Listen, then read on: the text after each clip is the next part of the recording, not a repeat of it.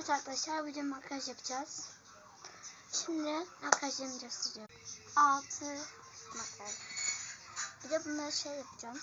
Gördünüz. O zaman başlayalım. İlk önce taç olarak takacağım. Taçları da toka takmak istiyorum ama bunu seçmedim. Bunu buradaydı. Çok güzel.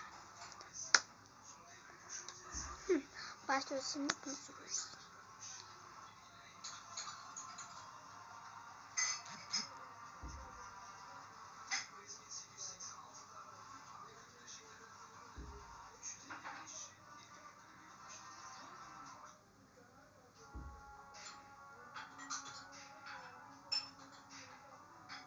Oldu arkadaşlar, sürdüm. Çok felaket sürdüm.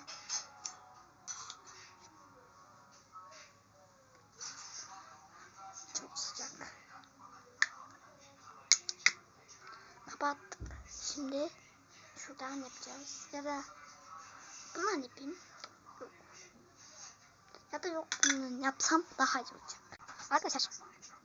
Neyse.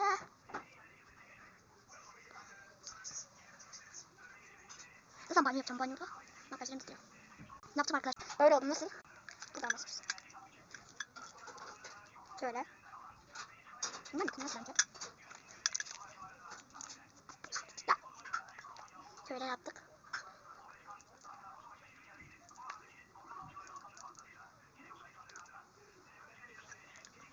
Aynısını yaptık.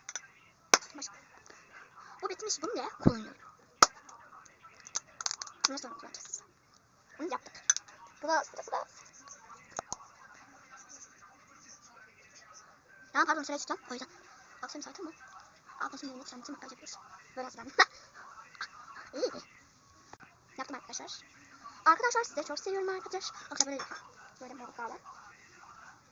O zaman başlayalım.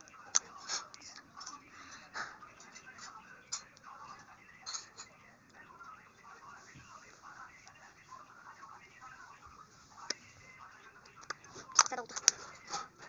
Birazcık değişik olabilir. Bir.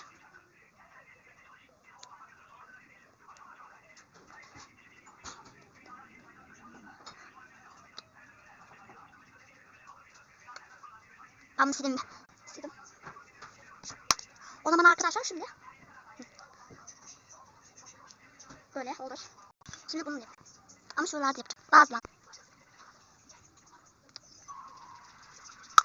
Yapayım. Son 20 kaldı. Bu kadar da. Bye bye.